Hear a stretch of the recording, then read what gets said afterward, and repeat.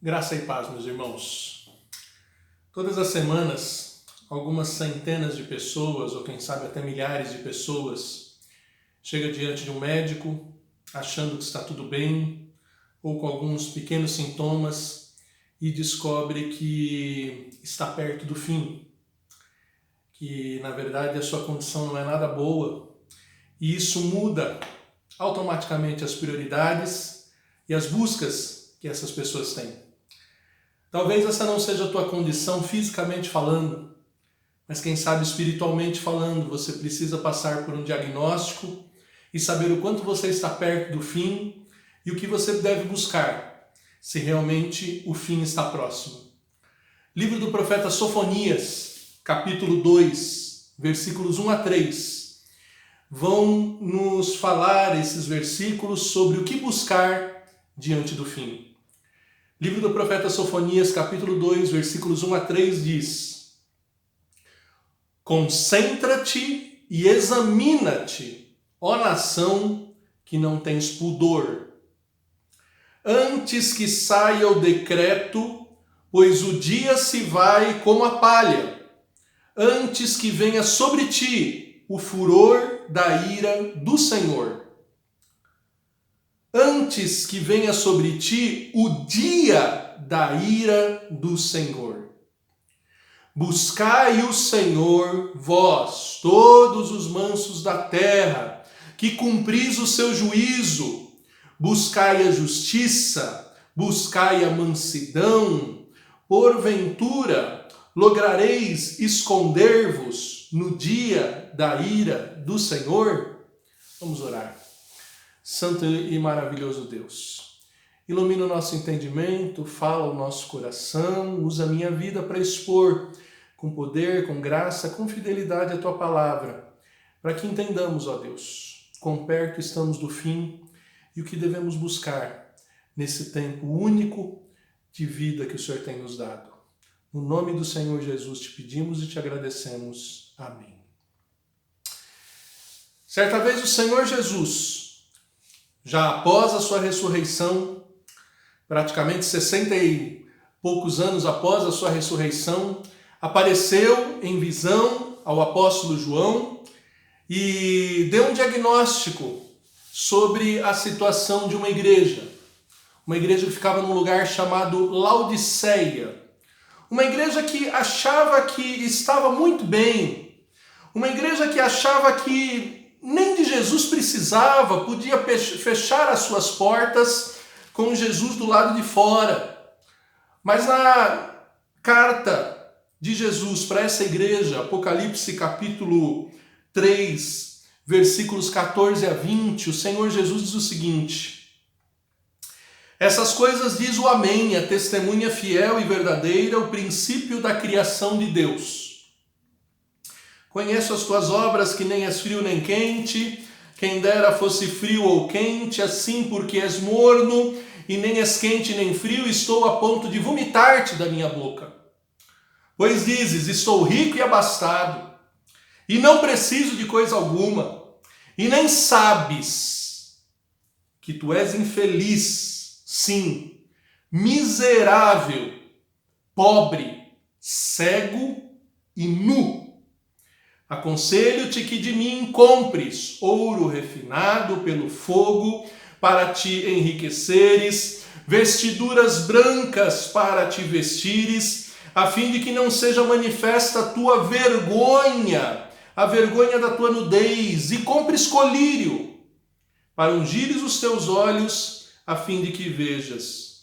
Eu repreendo e disciplino a quem amo. Sê, pois, zeloso e arrepende-se. Eis que estou à porta e bato.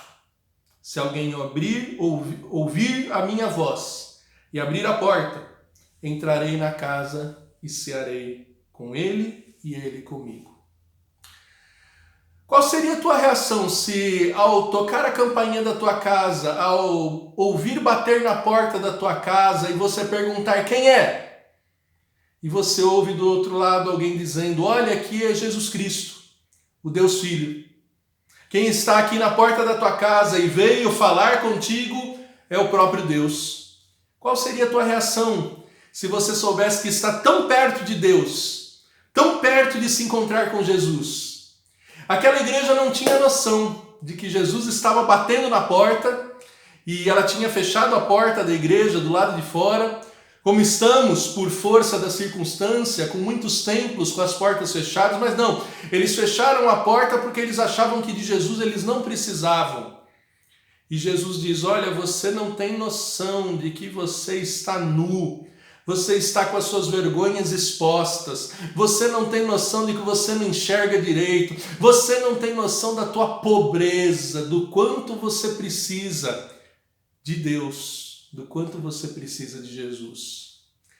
Essa falta de noção da realidade, essa situação de ignorar o quanto Deus está perto, o quanto está próximo o encontro de Deus, era uma situação que o povo de Deus, na verdade a humanidade, passava nos dias em que o profeta Sofonias foi levantado para profetizar.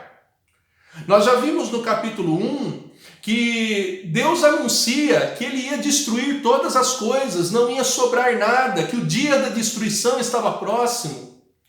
Nós já vimos que Deus manda o povo se calar e entender e meditar sobre o quanto aquele dia estava próximo. Nós já vimos na mensagem da semana passada, você pode localizar aí no canal da Igreja Presbiteriana de Interlagos, que esse dia era o pior dia que a humanidade iria conhecer, quando Deus viria para manifestar o seu juízo contra todos aqueles que o ignoraram, que preferiram adorar outros ídolos em vez de adorar o verdadeiro Deus, todos aqueles que estavam mornos, insensíveis, dizendo que Deus não fazia bem nem mal, dizendo que realmente não havia um Deus que manifestasse esse juízo. E agora, queridos, após Deus dar esse seu recado e dizer que esse dia está perto, dizer que esse dia está muito próximo, Deus dá algumas recomendações para os seus ouvintes, para o povo que não se dava conta de como estava próximo o seu encontro com Deus e como seria terrível aquele dia. Como seria dia de trevas, dia de temores, dia de uivos. Deus manda que o povo se reunisse. Ele começa a ordenar um exame coletivo diante do Deus paciente. A primeira ordem de Deus é que eles buscassem coletivamente, congregacionalmente, um exame, fazer um autoexame diante de um Deus paciente. Veja comigo, versículo 1 do capítulo 2 de Sofonias, diz: concentra-te. É como se fosse um ajuntar a palha, era como se fosse um entrelaçar os fiapos de palha. Essa expressão concentra-te realmente é juntar compactamente. Se ajuntar, não como nos nossos dias, com distanciamento social, mas era um se ajuntar compactamente, concentradamente, e isso para um exame coletivo, isso para que eles se examinassem.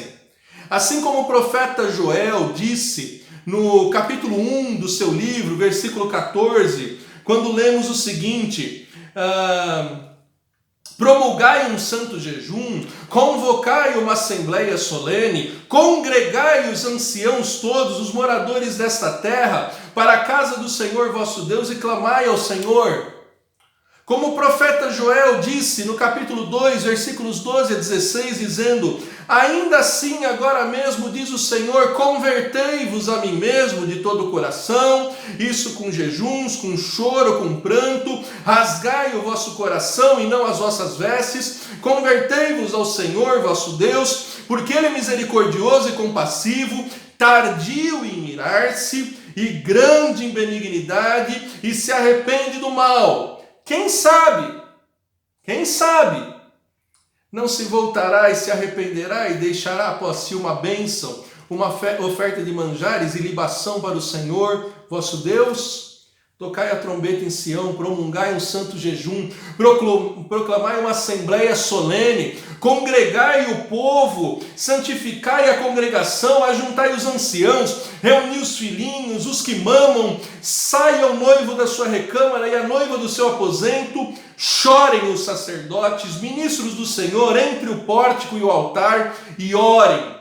Poupa o teu povo, ó Senhor, e não entregues a tua herança ao opróbrio, para que as nações façam escárnio dele, porque hão de dizer os povos onde está o seu Deus. Era essa a ordem, se congreguem, mas se congreguem olhando para dentro e colocando diante de Deus a sua situação, a sua carência, colocando diante de Deus a sua confissão de pecados, colocando diante de Deus o seu jejum. Façam essa concentração, mas com um exame coletivo. Assim Sofonias diz, e Sofonias invoca o povo de Deus naqueles dias, o denominando como uma nação que não tem pudor. Um termo seríssimo. Deus dizendo: ajuntem-se e façam um autoexame, nação que não tem vergonha, nação sem vergonha. O pudor nada mais é do que o sentimento de vergonha, de timidez, de mal-estar causado por qualquer coisa capaz de ferir a decência, a modéstia, a inocência. O pudor é o sentimento e atitude desenvolvidos por uma educação rígida, calcado em conceitos culturais, de base religiosa, que impede que certas partes do corpo sejam expostas com naturalidade, sem constrangimento. O pudor é isso, é a vergonha. E Deus diz, essa nação que tem que se reunir para se examinar é uma nação que não sente vergonha, é uma nação despudorada, é uma nação sem pudor, sem vergonha, sem esse sentimento de que está exposta, sem esse sentimento de que o que está aparecendo de si era algo que devia ser escondido. Diante do fim, um exame coletivo diante do Deus paciente é necessário. Diante do anúncio daquele dia de destruição, do último dia, do dia em que Deus não ia poupar ninguém, um exame coletivo diante de um Deus paciente. Um Deus paciente, meus irmãos. Um Deus paciente que está chamando uma nação que, como nos capítulo 1, versículo 6, era uma nação que não buscava o Senhor, uma nação que não tinha curiosidade, não perguntava por Deus, Sofonias 1,6. Uma nação que, conforme Sofonias 1,12, tinha gente anestesiada pelo vinho, quem sabe por alguma sensação de bebida forte, que dizia: Deus não faz bem nem mal. Essa nação era aquela nação denominada de nação sem vergonha, sem pudor, nação que estava sendo convocada a uma reunião para um exame coletivo diante de um Deus paciente. Sim, Deus convoca essa nação e no versículo 2 ele fala 3 vezes: olha, se ajuntem, façam um autoexame, vocês que estão com as suas vergonhas expostas, façam um autoexame antes que saia o decreto, pois o dia se vai como palha. A palha, queridos, que é uma expressão possível ali na tradução da primeira palavra do capítulo, concentra-te, ou seja, junte a palha, junte o restolho, junte o que sobrou compactamente. A palha também é usada como uma figura que representa aqueles que são alvos do juízo de Deus. O Salmo 1, versículo 1, capítulo 1, versículo 4, Salmo 1, versículo 4 diz que os ímpios são como a palha, que rapidamente são dissipados. E Deus está dizendo, antes que vocês sejam consumidos como palha, façam um autoexame, se ajuntem para se avaliarem. Deus diz no versículo 2 novamente, antes que sobre ti venha o furor do Senhor, antes que a ira do Senhor chegue até você, se ajunte, faça um autoexame, se avalie. Terceira vez que Deus repete, antes que o dia da ira do Senhor, aquele dia que tinha sido anunciado no capítulo 1, versículos 8 até 18, nós expusemos esse capítulo na mensagem passada, você pode ver no canal que é um dia terrível, é o pior dia que a humanidade vai conhecer, e Deus diz, antes que esse dia chegue, se ajunte e faça um exame. Queridos irmãos, nós não sabemos o quanto o fim está próximo, nós não temos noção. Nós não sabemos noção de quanto o dia do Senhor está próximo. Mas posto que a qualquer momento nós podemos morrer e nos encontrarmos com o Senhor, mesmo antes que Ele venha novamente a essa terra na pessoa de Jesus Cristo, é urgente fazermos um exame, fazermos uma autoavaliação de como estamos, qual é a nossa condição diante desse santo juiz que vem com juízo para julgar essa terra. Antecedendo a primeira vinda do Senhor Jesus nessa terra, o profeta João Batista foi levantado. E os evangelhos de Mateus, nos seus terceiros capítulos, contam como ele chamava o povo ao arrependimento. Eu quero ler para você o evangelho de Lucas, capítulo 3, versículos 12 a 17, que fala o que João Batista anunciava naqueles dias, preparando o povo para o grande dia da vinda do Senhor Jesus. Lucas 3, de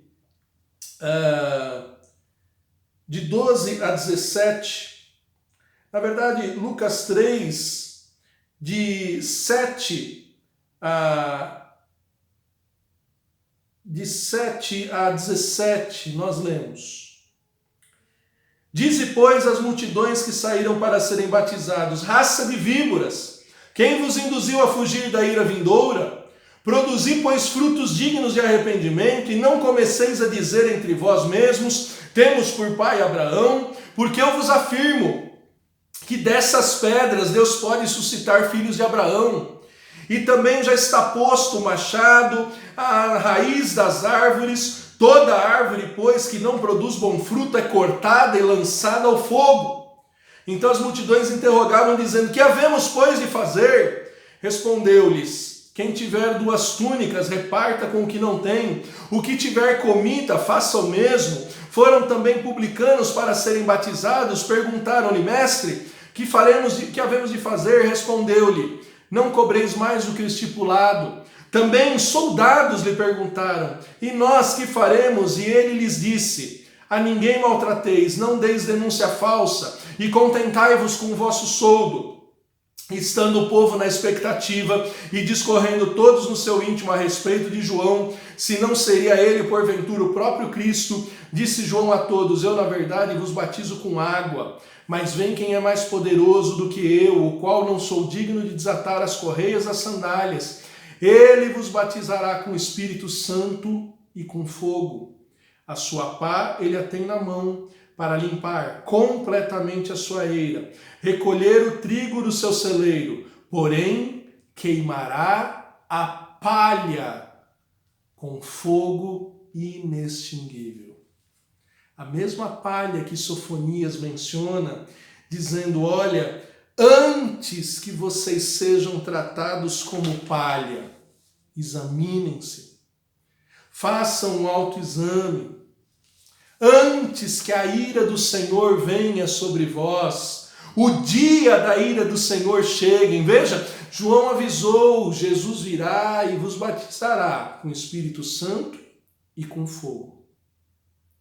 Jesus já batizou essa terra com o Espírito Santo, a igreja já tem sido cheia com o Espírito Santo, mas haverá um dia que Jesus volta e toda essa terra, tudo que há no céu, o sol, as estrelas, vai ser consumido com fogo, com a glória do santo e justo Deus. Antes que esse dia venha, faça um autoexame. Antes que esse dia venha, ajunte-se com o povo de Deus e faça esse exame.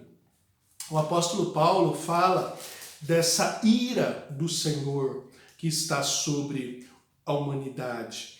Carta de Paulo aos Romanos, capítulo 1, versículo 18 em diante, diz o seguinte: a ira de Deus se revela do céu contra toda impiedade e perversão dos homens, que detêm a verdade pela injustiça. Porquanto que de Deus se pode conhecer é manifesto entre eles, porque Deus lhes manifestou. No entanto, o que eles fazem com esse conhecimento de Deus? Eles se inculcam como se fossem sábios, mas vivem como loucos e tornam a glória do Criador na criatura, adoram a criatura em vez de adorar ao Criador e adoram até aves, animais, ao invés de dar glória a Deus. Isso tem despertado a ira do Senhor. Deus nos fez para louvá-lo, Deus nos fez para adorá-lo, e no entanto muitas pessoas têm despertado a ira de Deus, dando glória, dando culto, dando louvor a pessoas, a animais, a coisas, ao invés de louvar ao Senhor. Eu e você fomos criados para louvar ao Senhor. Mas quanto tempo que você não dá louvor a Deus? Mas quanto tempo que você não dá glórias a Deus? Isso vai despertando a ira do Senhor. E o livro do Apocalipse, quando fala do 6º selo a ser aberto, livro do Apocalipse, no capítulo 6, fala que quando esse dia vier, as pessoas vão tentar se esconder. Livro do Apocalipse, capítulo 6, versículo 12, diz: Vi, quando o Cordeiro abriu o 6º selo e sobreveio o grande terremoto, o sol se tornou negro como saco de crina, a lua toda como sangue, as estrelas do céu caíram pela terra como a figueira, quando abalada por vento forte. Deixa cair os seus figos verdes. E o céu recolheu-se como um pergaminho quando se enrola. Então todos os montes e ilhas foram movidos do seu lugar. Os reis da terra, os grandes, os comandantes, os ricos, os poderosos, de todo escravo, de todo livre, se esconderam nas cavernas e nos penhascos dos montes, e disseram aos montes e aos rochedos: cai sobre nós, escondei-vos da face daquele que se assenta no trono e da ira do Cordeiro, porque chegou o grande dia da ira deles, e quem é que pode suster-se? Deus está nos chamando e dizendo: antes que chegue esse terrível dia, se congreguem, se ajuntem, se concentrem e se concentrem num exame, reconhecendo o quanto vocês carecem de graça, de misericórdia, de perdão, de salvação. O que fazer diante da realidade do fim? O que buscar? Antes de mais nada, esse exame. O apóstolo Paulo, quando ensina a igreja a se comportar diante do pão e do vinho, que anuncia a primeira vinda e a segunda vinda desse Cordeiro, apóstolo Paulo, em 1 Coríntios, capítulo 11, versículo 27 em diante, diz: por isso, aquele que comer o pão ou beber o cálice do Senhor indignamente será réu do corpo e do sangue do Senhor. Examine-se, pois, o homem a si mesmo, e assim coma do pão e beba do cálice. Pois quem come e bebe do corpo, do pão, quem come e bebe sem discernir o corpo, come e bebe juízo para si. Eis a razão porque há entre vós muitos fracos e doentes e não poucos que dormem. Porque se nos julgássemos a nós mesmos, não seríamos julgados. Mas quando julgados, somos disciplinados pelo Senhor, para não sermos condenados com o mundo. Aquele que come e bebe do pão, aquele que participa da Santa Ceia na igreja, sem discernir o corpo, se torna réu do corpo de Cristo, condenado por Cristo ter sido morto na cruz. É necessário um exame de discernimento. Você entende o que é o corpo de Cristo, você entende quem é o corpo de Cristo, você entende porque Cristo precisou morrer na cruz. Esse exame é urgente antes que o Cordeiro volte e você olhe diante dele, antes que ele bata na sua porta e diga, eis que estou aqui à porta, e você saiba, eu não sei o que você veio fazer aqui, eu não sei o que você fez naquela cruz, eu não sei por que você morreu por pecadores. É preciso fazer um exame antes do dia da ira do Senhor. Antes do furor do Senhor, antes de Deus cumprir o decreto, pois o dia se vai com a palha que queima e não volta mais. Você tem feito esse exame? Nesse exame, qual é a tua autoavaliação? Você está preparado para esse dia? Você entende o sacrifício de Jesus, você entende o corpo de Cristo, você participa conscientemente do cálice e do pão, ou você tem participado disso num ritual vazio, sem discernimento, sem autoexame, automaticamente. Nesse tempo de pandemia, essa discussão veio à tona. Se era conveniente fazer Santa Ceia virtual, etc. Queridos, muito antes de avaliar se convém fazer Santa Ceia virtual, é necessário avaliar. Você tem participado?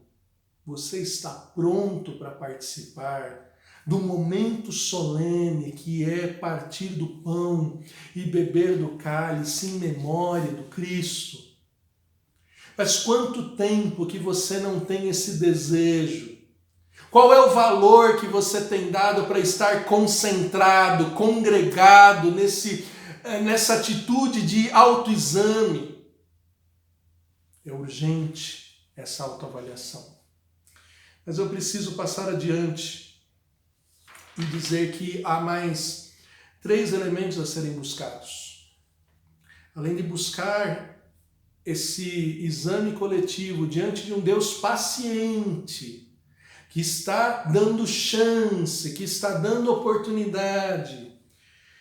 Livro de Sofonias, no capítulo 3, manda buscar 3 elementos.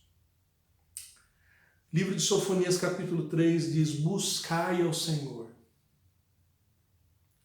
Buscai ao Senhor. E eu quero te dizer que as Escrituras Sagradas, ao menos 16 vezes, mandam que busquemos ao Senhor, antes que Ele venha buscar e já não haja mais tempo para nada.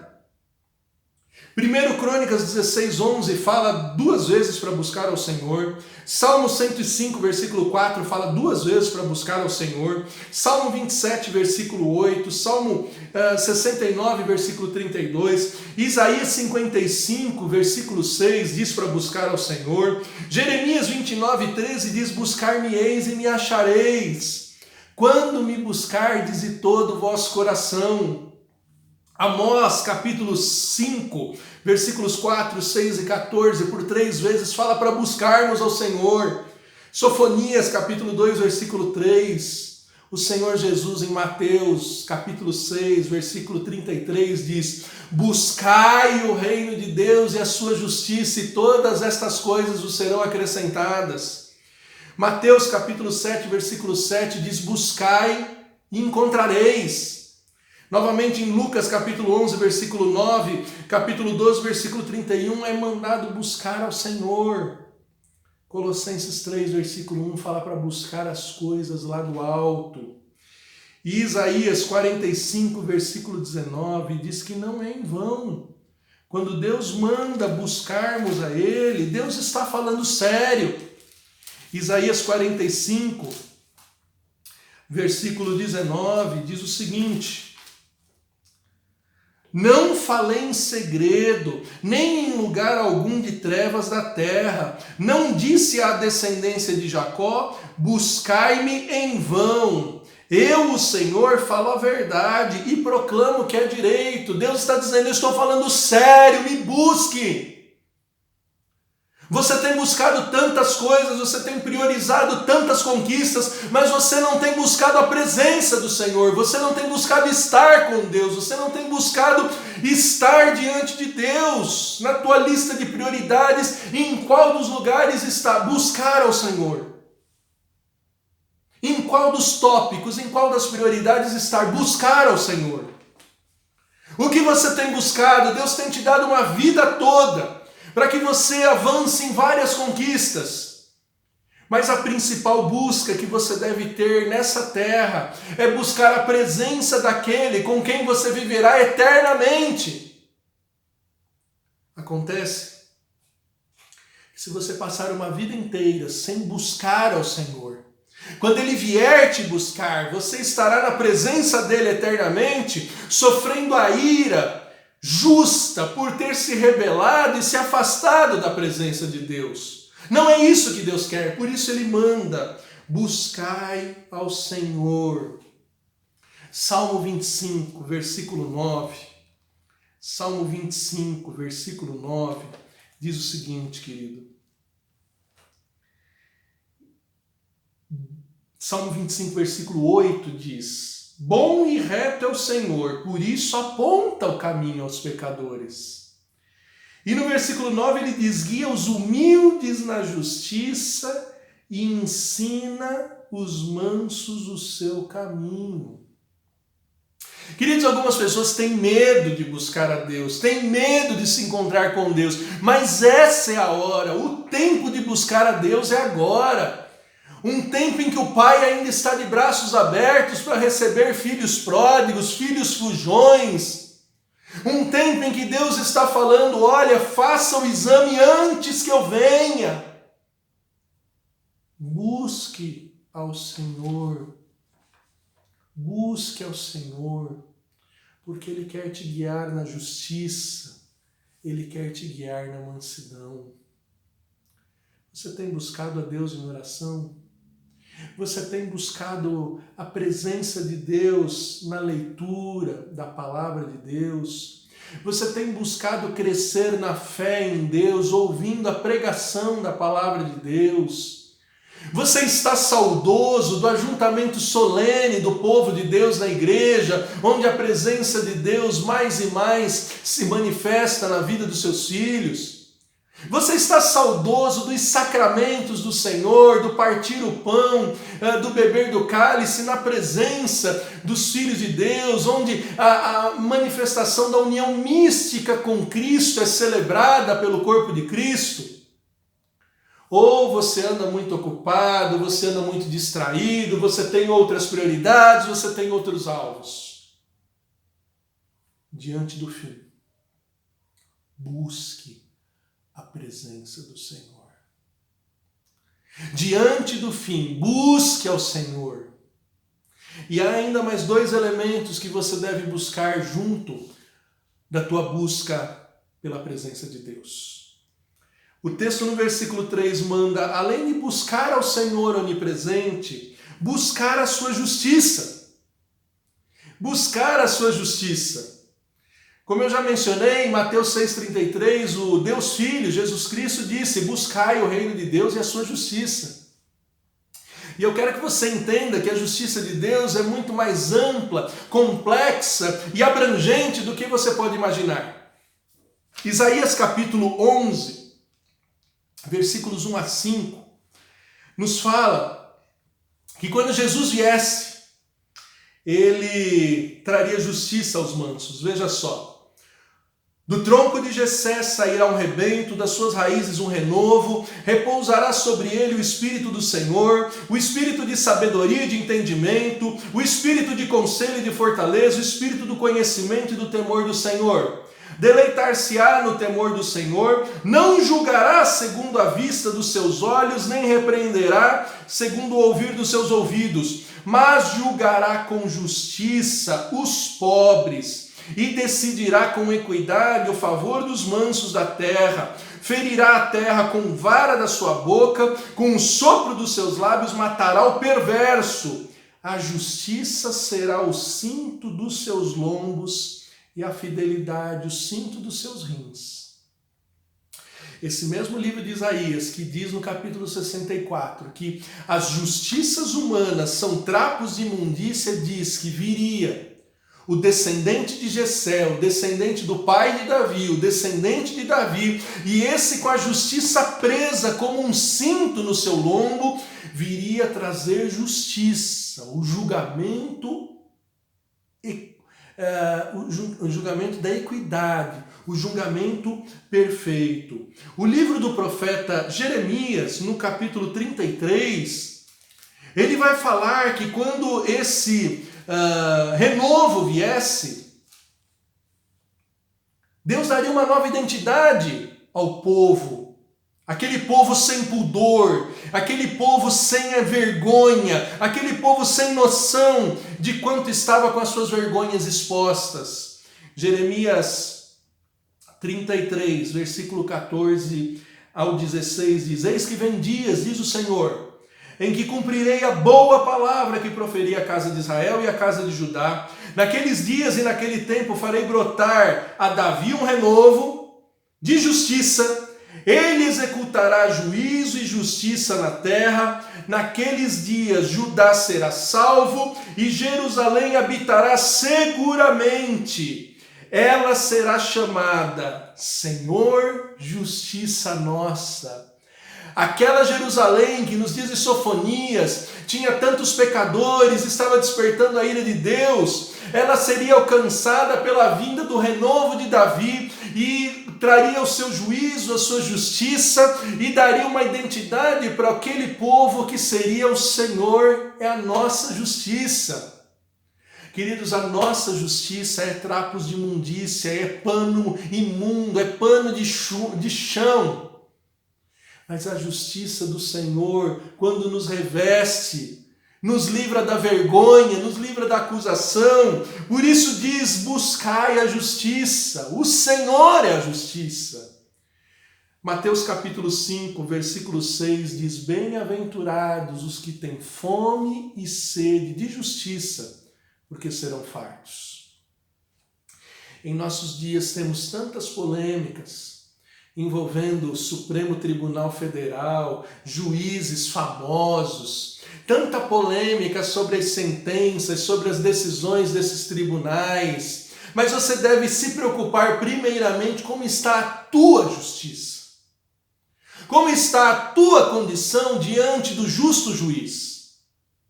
Você é um perfeito cumpridor da lei de Deus? Você, no dia do julgamento, estará livre de qualquer condenação? Ou seus atos são atos vergonhosos? São atos que estão expostos diante de Deus, despertando a ira do Senhor? Meu querido irmão, eu quero te lembrar que para pecadores como nós, numa situação tão terrível quanto essa, Paulo, em 1 Coríntios, capítulo 1, versículo 30, nos fala que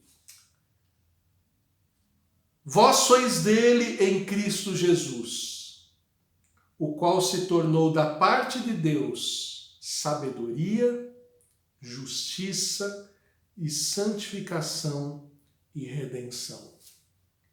Se você é de Deus, se você buscou ao Senhor, se você tem a Jesus como seu Senhor e Salvador, se você diz, já não vivo mais eu, mas Cristo vive em mim, você tem a justiça de Cristo em você. E segundo aos Coríntios 3:9, o apóstolo Paulo vai nos falar um pouco melhor de como podemos buscar essa justiça. Segundo aos Coríntios 3:9 diz: porque se o ministério da condenação foi glória, em muito maior proporção será o ministério da justiça. Porquanto, na verdade, o que outrora foi glorificado nesse respeito, já não resplandece diante da atual sobreexcelente glória, porque o que se desvanecia teve sua glória, mas muito mais glória tem o que é permanente. O ministério de Jesus é o ministério da justiça. Talvez o ministério da justiça da nossa nação tenha cometido muitas falhas, mas o ministério da justiça de Deus é o próprio Jesus morrendo na cruz, satisfazendo a condenação da antiga aliança, para que possamos ser revestidos da nova aliança e diante de Deus sermos justiça. É essa justiça que você tem buscado? O texto está dizendo, diante do fim, busque a justiça. Busque a justiça, para quando o justo juiz vier, você já estar revestido da justiça que ele manifestou no Filho dele. Busque a justiça. Você que tem consciência de que a tua justiça própria, de que a justiça humana não consegue obter nada diante de Deus, busque ao Senhor e busque a justiça de Deus para a tua vida. Revestido de Jesus Cristo, a sabedoria, a justiça, a santificação, a redenção de Deus, você vai conseguir botar em prática a lei de Deus, a palavra de Deus, e ter uma vida coerente com alguém que é chamado de justo. Porque antes você, escravo do pecado, não conseguiria fazer isso. Mas o Cristo que veio e batizou com o Espírito Santo, ele capacita com o Espírito Santo a cumprirmos a justiça de Deus e naquele dia estarmos livres de toda a condenação. Agora, se você faz um autoexame e continua achando que não tem nada de condenável em você, se você faz uma autoavaliação e continua achando que você está perfeito diante de Deus, não há por onde Deus te condenar. Eu quero te dizer que você está grandemente enganado, redondamente enganado. E a primeira carta de João, no seu capítulo 1, vai nos falar do grande absurdo que é quando você faz o seu autoexame e não se reconhece pecador, não admite a sua pecaminosidade e a sua carência de alguém que resolva diante do tribunal de Deus as suas injustiças. 1 João, capítulo 1, versículo 8 diz: se dissermos que não temos pecado nenhum, a nós mesmos nos enganamos e a verdade não está em nós. Se confessarmos os nossos pecados, ele é fiel e justo para nos perdoar os pecados e nos purificar de toda injustiça. Se dissermos que não temos cometido pecado, fazemo-lo mentiroso e a sua palavra não está em nós. Você é pecador? Se você diz que não é pecador, um dos dois é mentiroso. Ou você ou Deus. Quem é o mentiroso? Mas o texto continua dizendo: filhinhos, estas coisas eu vos escrevo para que não pequeis. Se todavia alguém pecar, temos advogado junto ao Pai, Jesus Cristo justo. Ele é a propiciação pelos nossos pecados e não somente pelos nossos próprios, ainda pelos do mundo inteiro. Ora, sabemos que temos conhecido ele, se guardarmos os seus mandamentos. Se você faz o exame, admite que é pecador, busca o Senhor, busca a justiça que somente em Cristo há, você desfruta desse advogado que é o filho do próprio juiz e que morreu por pecadores para que você tivesse acesso a Deus. E se você cumpre os mandamentos dele, se você começa a ter uma vida de justo e continua vivendo seguindo a lei de Deus, é sinal que realmente você o conheceu. E agora você está em condições de que aquele grande dia aconteça e você não seja condenado. Querido, consciente dessa condição, eu preciso te falar de um quarto e último elemento para você buscar diante do fim, diante da possibilidade real e da proximidade que não sabemos, mas é muito grande a proximidade do fim da qual a nossa geração está vivendo. Buscai ao Senhor, buscai a justiça, buscai a mansidão. Salmo 37, versículo 11 diz: os mansos herdarão a terra. Essa terra vai ser destruída, mas há novos céus e uma nova terra. E o Deus paciente que nos avisa para fazermos um autoexame, para nos colocarmos numa posição adequada, o buscando a sua justiça, ele nos aponta o caminho da mansidão, porque na condição de mansos é que herdaremos a terra. O Senhor Jesus, nas bem-aventuranças, Mateus capítulo 5, versículo 5, ele repete isso. Bem-aventurados os mansos, porque herdarão a terra. O que é alguém manso? Alguém manso é alguém como Moisés foi. Livro de Números, capítulo 12, versículo 3, diz que Moisés era um homem muito manso, o mais manso que passou por essa terra. Moisés tantas vezes sozinho apontava o caminho e ouvia injúrias, ouvia discordâncias, não tinha sua liderança acatada, tinha sua liderança questionada pelos seus próprios irmãos, Arão e Miriam. Tantas vezes questionado, ele que guiava o povo para uma terra que manava leite e mel, e o povo reclamava, preferindo voltar para a escravidão, voltar para o domínio egípcio, e Moisés mansamente, todas as vezes, buscava o Senhor, buscava a justiça de Deus, apresentava a lei do Senhor ao povo. Moisés, numa primeira vez, tocou na rocha e jorrou água. Numa segunda vez, Deus mandou toque. Em vez de tocar, ele bateu na rocha. E por essa falta de mansidão, Moisés foi até a beira da terra prometida, olhou para a terra prometida, mas não pôde entrar. Lembre-se, os mansos herdarão a terra. Os mansos herdarão a terra. Como é que você pode ser manso? Cumprindo o que você já ouviu hoje. Busque ao Senhor. Busque ao Senhor Jesus que batiza com o Espírito Santo. Busque ansiosamente ao Senhor. E esse Espírito Santo que só Jesus Cristo pode dar é aquele cujo fruto é amor, alegria, paz, longanimidade, mansidão. Diz Gálatas 5:23. Mansidão e domínio próprio. Eu sei que é difícil, sob pressão, nesses dias de tanta tribulação, sermos mansos, sermos gentios, sermos pacientes. Por isso você não deve tentar sozinho o equilíbrio emocional, você não deve tentar sozinho a tranquilidade, você deve buscar ao Senhor para, cheio desse Espírito Santo, conseguir ser manso. Colossenses capítulo 3 ordena: revesti-vos de mansidão.